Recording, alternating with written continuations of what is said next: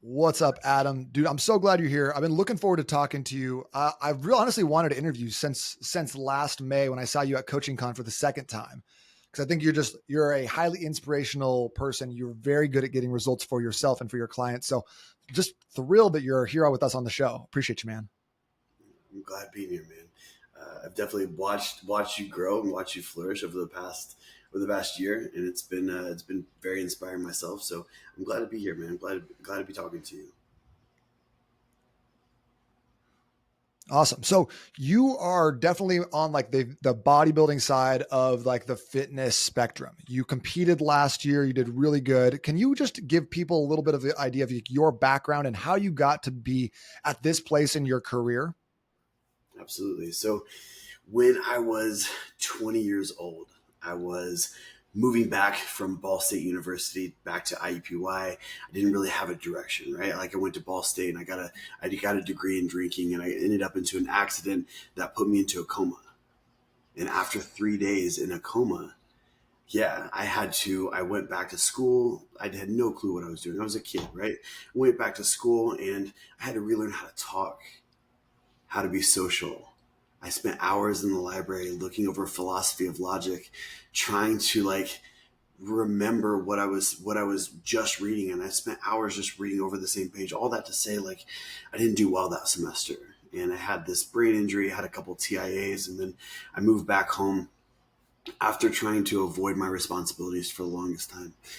And when I got back home, I was at a really low spot, man. I'd been active in sports. I've won numerous accolades. I'm a world champion black belt in karate. I've competed in football, wrestling, track, you name it, right? So I've had this affinity for like pushing myself physically, white knuckling it through a lot of different situations. And I moved back home from college and I started going to IUPUI. And once I was in the hospital with my coma, a nurse was taking care of me, and she like inspired me, and she grabbed a little bit more at my heartstrings, and so I thought I wanted to get into nursing. Well, during that time, I got a job at a gym, and I really like was going to IUPUI and working in a gym, and I found a love and passion for like being in the gym. It was just like an escape from being at my house, or it was a place, it was an escape, right? So I found a passion for being in the gym, and I started out as a front desk staff and kids room attendant, and then I saw a need for a personal trainer. So I got into personal training, put school on hold to get my training certification, and then I quickly rose the ranks. I became fitness director. I became general manager. I rose very quickly. After 3-4 years working at this gym, they sold their memberships to another company, and I was stuck out on my own. And I started my own personal training business. And at the time, I started acquiring certifications because I thought that if I acquired certifications, that I would get more people in front of me. And that just wasn't the case. I got certification after specialist. And I was like, after acquiring all these certifications, it just wasn't like, wasn't, no other people were knowing about it. And I wasn't getting more attention. So this was around like 2012. I was looking in the space. I had got these certifications, and I was looking around, and I was like, what's different? Who are the most renowned personal trainers? And I was looking at social media, obviously was taken off at that time. And I looked around on social media, and the most renowned personal trainers had all one thing in common. They were all jacked, they were all tan, and they were all bodybuilders. So I was like, that's the next progression. This is what I need to do to be a renowned personal trainer. So I hired a coach in 2013. I competed in my first show, and I used bodybuilding to catapult me in my personal training career. Years back when I started working in the gym, I found out very quickly that I didn't want to own a gym. I just wanted to be a personal trainer. So I just put all my chips into me being a personal trainer. Now, over the years, I used what I learned through bodybuilding with nutrition, discipline, how to progress and digress cardio, progress and digress calories, what phases you can go through, like with bulking, recomposition, and deficit phases. I learned about supplementation. I learned about uh, the ins and outs of like even what gear, what steroids you could take to help out. And I hired a mentor to help me start writing nutrition plans for my clients.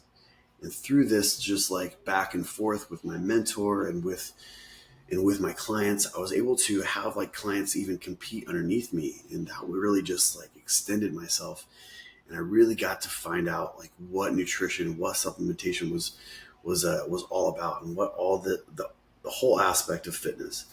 And if there's anything that's more true than not, it's just that I've gone through it all.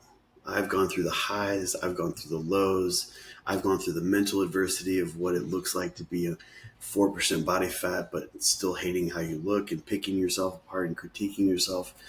So So I ended up competing and growing my business substantially. We're operating out of a gym on the south side of Indianapolis. And then I decided I had a little bit of a difference with one of my trainers. I was scaling myself at the time. And to scale myself, I was subcontracting out some of my clients to other personal trainers, more specifically, previous clients that they were exceptional. Like I had some bodybuilders on my team that were really good and they had like a mind for it. So they wanted to train, they believed in me, they respected me. So I offered them some of my clients and just paid them a 1099 subcontract. And I started hiring employees at that time. And I had a disagreement with one of my trainers and he started out a business from underneath me. So I found that as a good time after 5 years there to expand and get my own business. And I acquired the location that we're at now. That was 6 years ago. And I've been growing ever since, man. Wow. So you've really been through every aspect of fitness, from like working the front desk all the way to owning your own gym to competing at the highest levels in bodybuilding. How many shows have you done, Adam? I, How I many was just bodybuilding thinking, shows? I was just thinking about this the other day. I've competed in exactly 13 shows. 13. Okay. And if you don't know, if you're not familiar with the prep that comes along with competing in a show, usually preps like around is that 12 weeks? Sometimes a little longer. Depends, man. I would say I've Depends. I've coached clients that have done 4 week preps. I've coached clients that have done 10, 12 week preps. Majority, I like to start out honestly around 20 to 16 weeks, just so that we have some wiggle room so that if anything pops Okay. up, we can progress you there. But the point I'm going with there is that you've done 13 times, like 16 weeks of very, very dedicated, disciplined prep to get your body in peak physical condition to be able to compete at the highest level. And I liked what you said earlier about, getting down to 4% body fat, which is in itself, not only just a physical battle, it's a mental battle with yourself. Where you're having to make decisions that are beneficial to you, how you look and show up as like a total package on stage versus the Cinnabon that I want to eat right now. And how even at that 4% body fat, you were still had that little body dysmorphia and were picking yourself apart. And I think a lot of people resonate with that because we get up in the morning, we look at ourselves in the mirror and we're like, this is not like, oh, I wish I just didn't have this, or I wish I could have her legs or whatever else. How do you deal with that, both from the side of an athlete, someone who's actually in it, doing it, and as someone who's working with clients who undoubtedly are experiencing the same thing? It's definitely interesting because when we deal with people, it's always areas of gray and it's always contextually based. So some people's struggles may be different than other people's struggles. And I would definitely say that a perspective of gratitude of, hey, I'm actively working towards bettering myself, giving yourself some grace and being happy with the body that you have. Because as you know, and as we all know, we're doing is getting older and older and older. And we're going to look back at the body that we once had and be super grateful and wonder why that we were picking ourselves apart. And I've lived that life, right? I was like hating how I looked. And then a year, 2, 3 years later, I look back, I was like, that was amazing. Why didn't I give myself so much grace and love at that time? That's what I needed. That's what I loved. That's what I deserved, right? So I think being a little bit more Yeah, having that perspective of love and gratitude is definitely something that Yeah. is a learned perspective and is very powerful when you start doing these negative cycles of like picking yourself apart. I wish my back was bigger. I wish my arms were bigger. I wish I didn't have like a little bit of pudge on my lower stomach. Like, give yourself some grace. Yeah, 100%. And I love what you said about like looking back. I feel like so many people are like, in their 20s, they're like, "Oh, I'm so fat." And they look back and then in their 30s, they're like, "I had a perfect body. What was I even talking about?" And we just repeat that cycle decade after decade after decade. So I like what you said about a learned perspective. It's something that it doesn't come naturally. We're our own worst critics. So I found that, like, especially if clients are not where they want to be, I'm always trying to tell them, like, well, what are you proud of yourself for? You did 5 more pounds than last time. You did a couple extra reps. You've been very consistent in the gym. What can you be grateful for yourself and for your body and its capacity today? Without having feeling like you have to put it on or like be disingenuous. Like, find the thing that you are actually very grateful for and make sure you're focused on that, right? Yeah, man.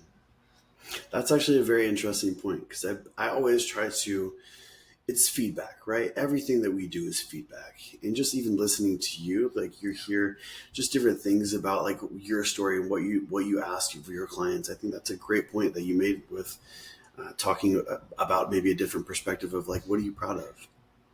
That's definitely something that I can potentially use, man. So I wanted to ask you a couple questions because I know we had gotten to talk a little bit like last couple months ago about some of the ways that you had incorporated. We're just kind of changing gears completely here, but like the different carbs you're using, because when we're talking about bodybuilding, I think the perception is always chicken breast, rice, and broccoli, just ad nauseum. Eat it until you hate it. And and so you recently changed up because you're eating like 400, 500 grams of carbs per day, and like as you're bulking and building size. Yeah. And you've changed that to be a little bit more health conscious rather than just like bodybuilding. And I feel like, okay, I always put like fitness on a spectrum, right? On one side, you have like health, organic, everything, like nothing touches my skin that wasn't made by like a Peruvian virgin, On the other hand, you have like fitness, right? Which is just like bone shredded, but I'm injecting myself with steroids and doing things that are not necessarily incredibly healthy.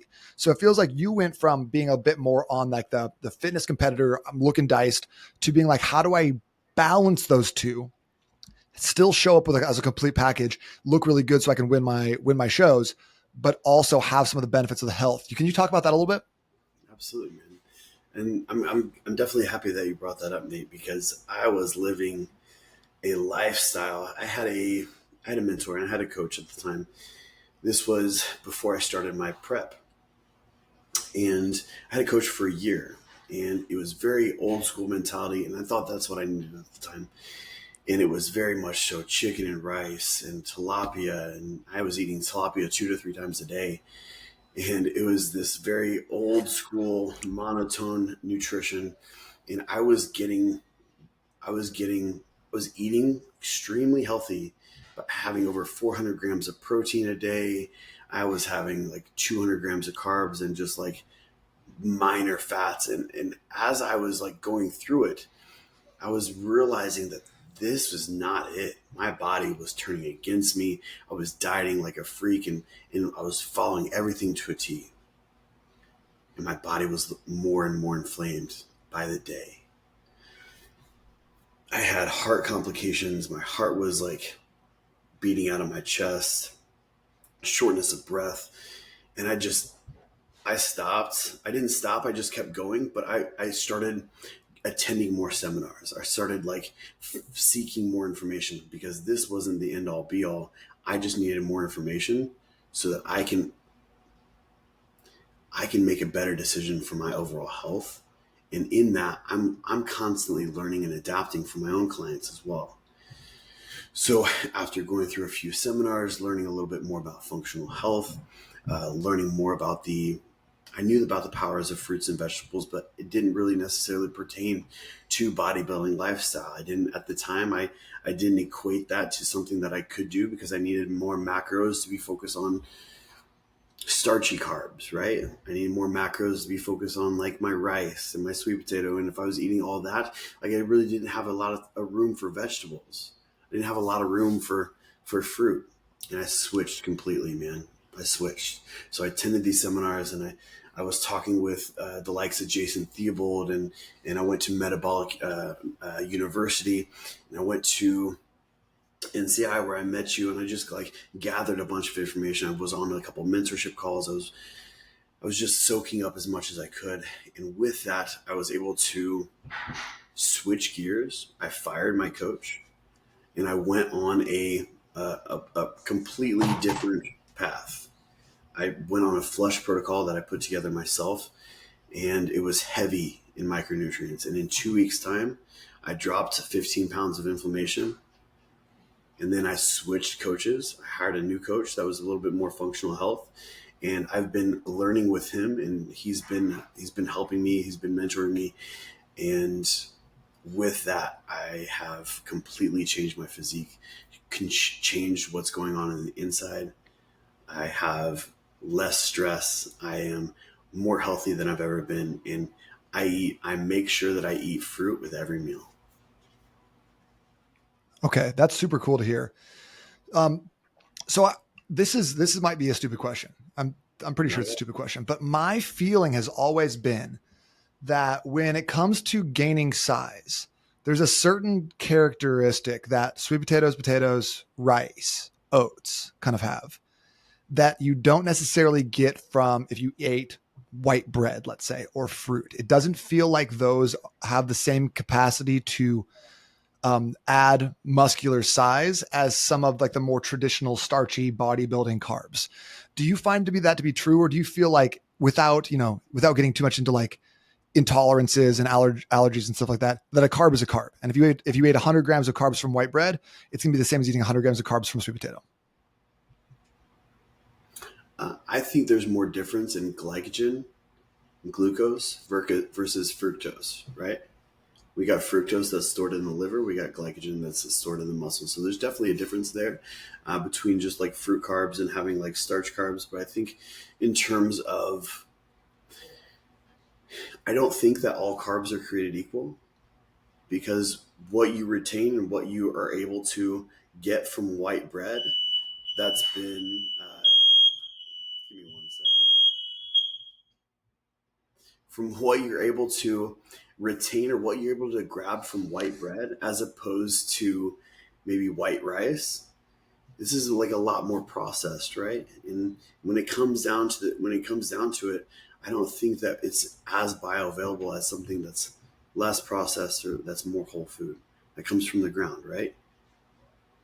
So I think in terms of starch carbs, I think going a little bit more of a holistic route in terms of just nutrition in general is going to provide a better circumstance for growth and development in terms of bioavailability.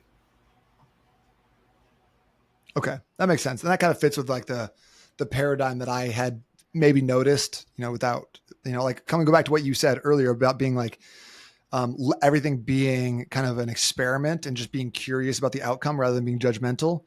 I think that's something that we can all take into our own health journeys, right? Rather than being like, oh no, like I don't have arms like Adam, or, like this diet doesn't seem to be working for me. Just being like, oh, that was an interesting experiment. What's the next thing? Well, how am I going to add this in? What am I curious about right now? So I feel like, if you're on this journey right now and you are putting all your eggs into one basket, whether it's a diet or a fitness training program or something like that, rather than being judgmental of whether it's binary, it works or it doesn't work, be curious as to how is it working for you? How does it make you feel? Like, is it working, but you're feeling bloated and inflamed all the time? Or, like what needs to change? How does it manifest in your energy? It sounds like you've done a lot of that work personally. And also you've gone to a lot of really great mentors and seminars and like learning experiences to facilitate that for yourself and for your clients. Yeah. I think that I have. So go ahead. Yeah.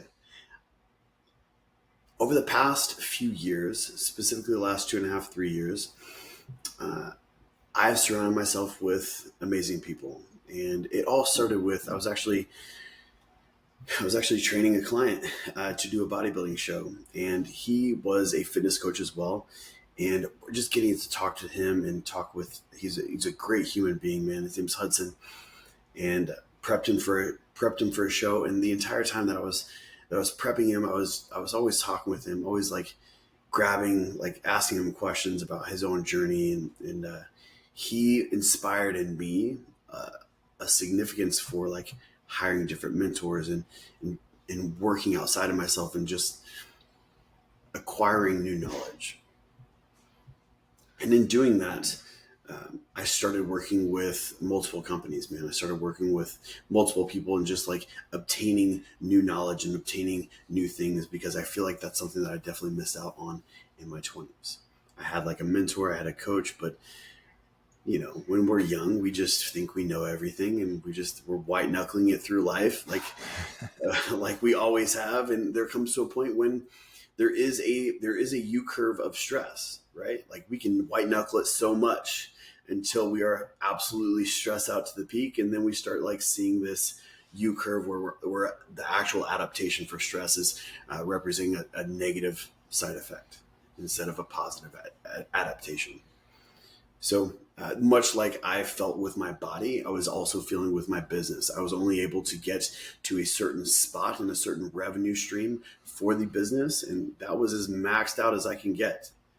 And so I wanted something more. And doing that, I was able just to, like I said, acquire new knowledge, get new mentors, and it's been amazing ever since, man. That's awesome. And I mean, the journey never stops too. But I love that you have put such an emphasis on mentors in your life. You said that word like a dozen times so far. And I like that when you're faced with a problem, it sounds like you don't just keep bashing your head against a wall. You reach out to the people around you who you know have the solutions or have seen that problem in the past. So I'd love to ask you, like based off of your, almost 2 decades of experience doing this, from a very high level without being like, you need to do, 8 reps of this and make sure you're including this and twist your hand like this. What does someone need to do to go from being sedentary, out of shape, unhappy with where they're at, to having a lean, healthy physique? Maybe not stepping onto a bodybuilding stage, but like, the kind of guy who feels really comfortable taking his shirt off at the pool, like, it feels very like proud of his body. Like, what are the things that people need to keep in mind from that kind of that 30,000 foot view? That's really awesome that you said this because I've been doing a lot of work on it. And what it boils down to, Nate, is you are made up of your daily activities. You're a direct reflection of the things that you do on a daily basis. If you're not happy with how you look, if you're not happy with how you feel, understand that you need to change those daily habits. You need to change what you do on a daily basis. This could be in relation to how you look. This could be in relation to where you work at, how you feel at work. Are you not getting the promotion that you want? Are you not having the job that you want? Your relationships at home. What's your relationship like with your wife? What's your relationship like with your partner? What's your relationship like with your kids? There needs to be action towards doing the things on a daily basis that make up who you actually are. If you're not happy, those things need to change. And understand, if we're relating this to fitness, everything that we do in fitness is a skill. Drinking water is a skill. Eating whole food nutrition is a skill. Taking supplements is a skill. Going to sleep, waking up at the same time is a skill. Sending check-in pictures is a skill. Working out 3 to 5 times a week is a skill. Training your calves is a skill. Like, all these things add up to skills. And what we're trying to do, and me specifically as a coach, I'm trying to see where your skills are at. Like, how many skills have you stacked? You may be great at drinking water, but your sleep is atrocious. So your sleep hygiene is terrible. So I need to give you a little bit more information as to how we can refine that. And from this 30,000 foot view, this is how I address every single one of my clients. I send them Loom videos on like what I'm seeing, how their check-ins are looking like, and what their plan is like, and why they are progressing, why they aren't progressing, what they did well, what they need to work on, and giving them an action plan for the next week. So that's exactly what I do, man. I'm glad you asked that question. I love how you broke that down into skills, because I think that so many people are like, all right, it's time to get in shape. Let me add in 27 brand new skills into my life that I have no fluency in whatsoever. And then they get upset that they're not successful. And one of the big things in your GPS system, the S stands for sustainability. So I think that like you've done a nice job as a coach, not only assessing where people's skills are at, but adding in the new skills in a sustainable fashion that allow them to be successful long-term, rather than just being like, all right, now you're going to do cardio. Now you're going to do this. Now you're going to track your macros. Now you're going to sleep like this. And then like completely overwhelming people, which is what they love to do themselves, a la 75 hard. It is, man. And when I send out a plan, I make sure that there's a lot of, I make sure from the very get-go, I say, understand that your capacity to changing this is going to be based off of kind of essentially, I don't say this, but it's based off your intelligence, your ability to assume new knowledge, like get new knowledge, and then pivot and adapt to that new knowledge, like learn that and implement it. That's what I relate to intelligence. But you'll see, and people will get it at one point or another. It may take a month, it may take a week, it may take 3 weeks. It doesn't matter. It may take a while. But all of a sudden, there'll be a light bulb that goes off, and then a client will understand, like, oh, this is exactly what I need to implement all of these things, and not just like one thing or not just another thing. Because when we're talking about fitness, it's just in sustainable results. We're talking about one, lifestyle change, but two, implementing all the skills that are in relation to you as a holistic person. And you as a holistic person aren't just about eating healthy food. It's not just about working out. It's not just about sleeping well. It's about all these things put together into a whole picture of what your day looks like. And more or less, like, we can be as adherent as we possibly can. And that's going to get us a little bit closer to our goals, pending any like over stress or any like internal disorders or dysfunctions. But I really believe that sustainability and getting yourself to understand that if you're not happy with where you're at, you need to change the things that you are doing on a regular basis. And it's not going to happen overnight. It is going to happen with. That's a good, I mean, yeah, go ahead. We could wrap up the podcast right there. Like, it's not going to happen overnight. I love that. But what are like, you've been doing this a long time. You've worked with lots and lots of different clients. What is the one area that is a consistent blind spot that you see showing up for your clients where you're like, hey, we really got to work on this? And people are like, I had no idea that was even an issue or that even mattered.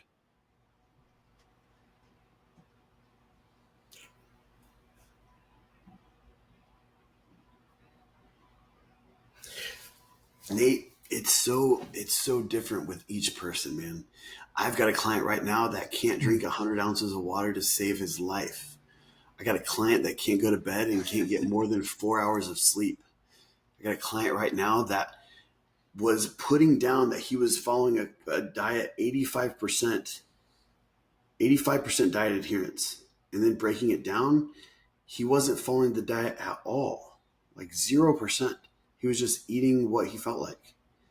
So it really is, I think, it really just boils down to the implementation of all the skills that it takes to achieve results. And I think that in and of itself is that light bulb moment when you really feel like, oh, it's not just one thing or another, it's everything.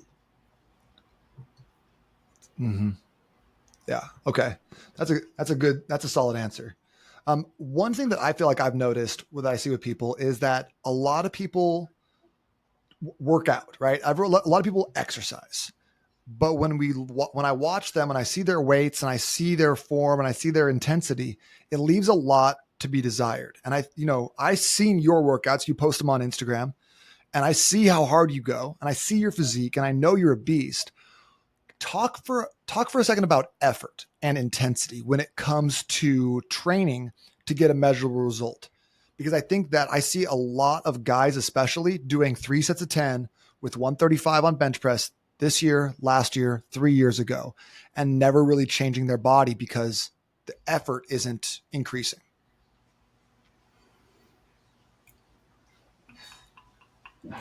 As I've gotten into fitness and life in general, and as I've matured, I've understood that the contextual differences between like person to person can vary extremely. So it's always like a maybe area because I've seen bodybuilders. We're just going to pause right here, see if he comes back. Also, just as a note, like it seems like it's been in and out a lot. If you could just kind of like, I'll ask a question and it seems it takes like 2 or 3 seconds for him to get the question. So if you could trim some of those pieces so it's a little bit more seamless, that would be fantastic. Thank you. Can you hear me, Nate?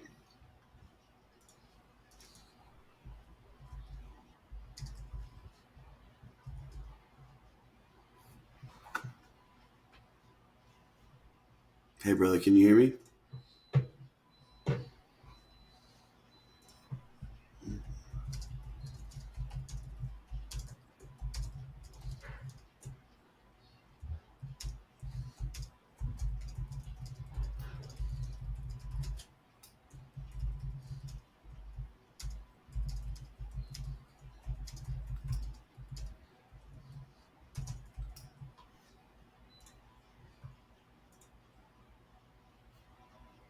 Nate, can you hear me?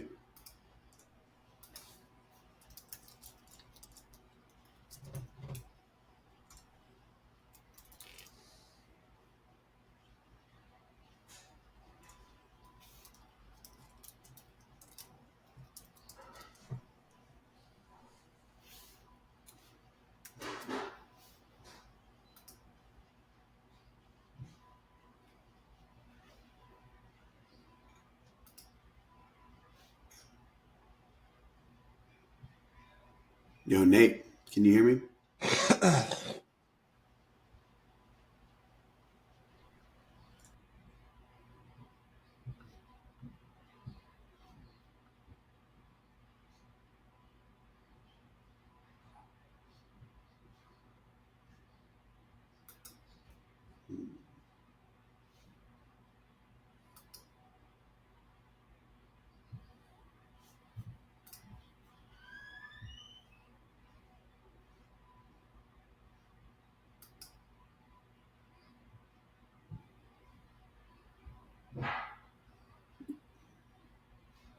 Nate, can you hear me?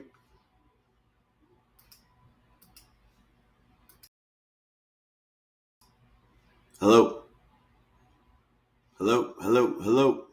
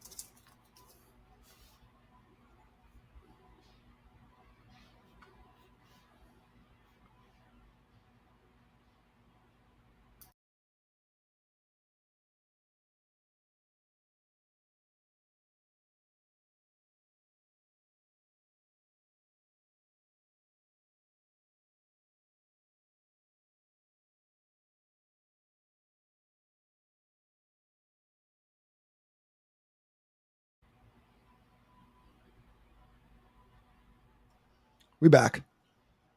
Oh man, I'm sorry, dude. Yeah, No stress. I don't know We'll why. just trim that part out. It doesn't even matter. Yeah, I don't know why it's cutting in and out. It's a little like I got like a 2-second delay too. When I say something, it takes you a second to like hear the end of my question. But we'll trim it all up. It'll be just fine. I'm just gonna kind of wanted to like wrap with like one or two more questions. But if you could jump back in where I was asking you about effort and intensity, like what you've seen and how you approach coaching that, especially like with maybe online clients, that'd be awesome. Yeah, so in terms of effort and intensity,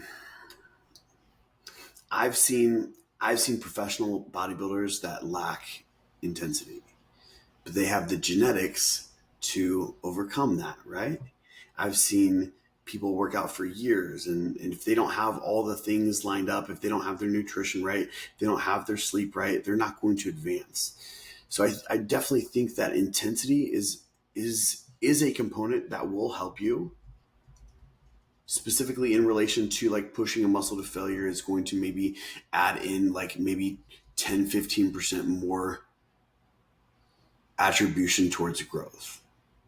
I don't think it's necessary, because you could be stopping with some reps in reserve and still be growing, still have some mechanical damage and still have some effort towards that hypertrophy. So I think that it's going to be different from person to person. When I'm working with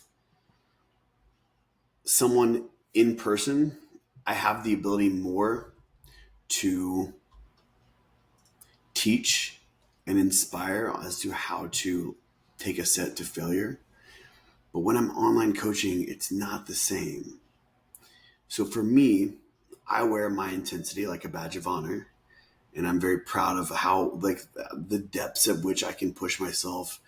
And even if it's even when I was starting out in my early days, I didn't have the knowledge of like what was smart, but I was intense. And the reason that I was intense but not smart is because I had more knowledge and I gained more mentors and I gained more education. But I was just intense because I was shown what intensity was like.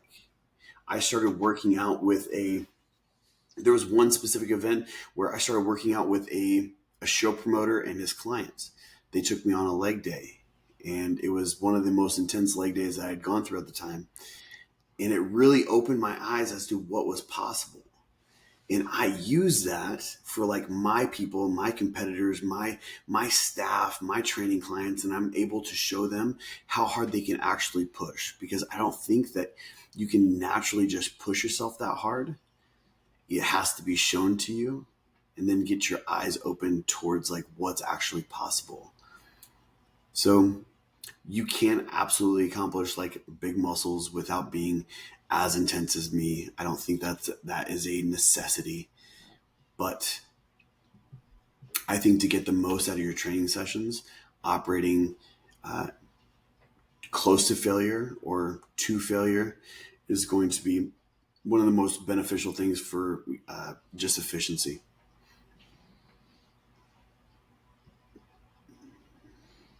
And especially if you're just you're not in the gym all the time. You go to the gym 3 or 4 times per week.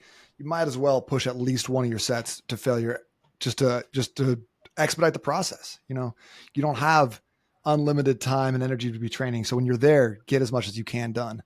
One of the things that I've been doing a lot with, especially online clients, is going with like a rest pause model and in specific mesocycles, to allow them to see what it feels like to go to failure, even in those higher rep ranges that they're pushing 17, 18, 20 reps, but they can feel what it feels like to go to failure without putting themselves in danger. Like, I think that, like you said, when you had that workout with the promoter, it just opens their eyes to what's possible and what they're capable of. They're like, man, I can push myself harder than I ever thought I could.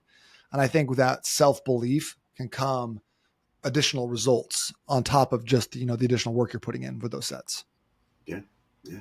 I think programming plays a significant part in that. And I think that we can program for like drop sets and supersets and intensifiers, but unless a client actually knows how to go to failure, how to get there and get there safely, then it's going to be hard put, like teaching that over time. Yeah. But like you said, everything's a skill. Learn how to go to failure is a skill. Learn how to go to sleep is a skill. Yeah. So just it's those constant skill building, and then just staying in the heat of it without having to be perfect or without having to see results today and still being able to wake up tomorrow and do it all again. I think that's the hallmark of a champion for sure. Yeah. Adam, will you just break down a little bit of like your GPS program? And I know you had offered to do like a few one-off calls if people had questions. Yeah. Yeah. So I would definitely, if anyone hears this and would love to go through my GPS method or like how I do what I do, uh, I'd be more than happy to get on a call and talk about anything and everything when it comes to just fitness or just life in general. So with my specific GPS method, it starts with G stands for goal setting, and then P goes into customized program design, and then S goes into sustainability. So goal setting is one of the most absent forms of like actually getting after something that I can see in the space that we have now. I can't tell you how many people that I have seen come to me over and over and over again that their goal that they set is they want to lose weight and tone up. And I want to be very clear that that is not a goal. You can go to a gym for 1 week and you can lose weight and you can essentially tone up. Then what? So I think clarity around a goal and where you want to go is the most important thing. When you sit down with me, I make sure that we write out some SMART goals. And the SMART goal is an acronym for specific, measurable, attainable, relevant, and time bound. When we put our goal into this system, we are able to get really clear, a real clear picture about where we're going and when we're going to be there. And from that, then I can customize your program for how we're going to get there.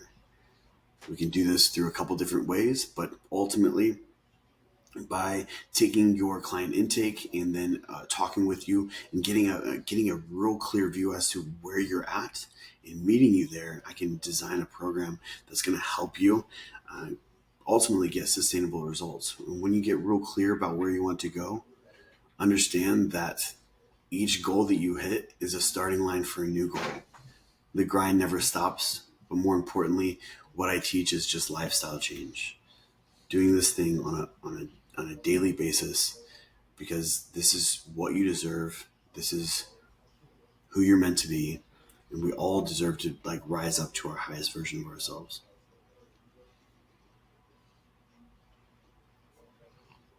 Preach. Dude, Adam, that was awesome. Thank you so much for being on the show. Really appreciate you taking the time out of your busy day to chat with us a little bit, drop some wisdom. Where can people connect with you or follow you on social media?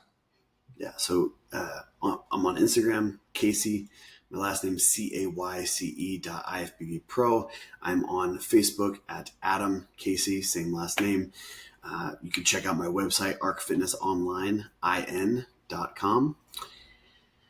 And I could definitely drop my email, adam@arcfitnessonline.com as well. Cool. We'll throw some of those in the show notes too, man. Well, thank you so much for being here, Adam. It was a pleasure talking to you. All love, man. I'll talk to you.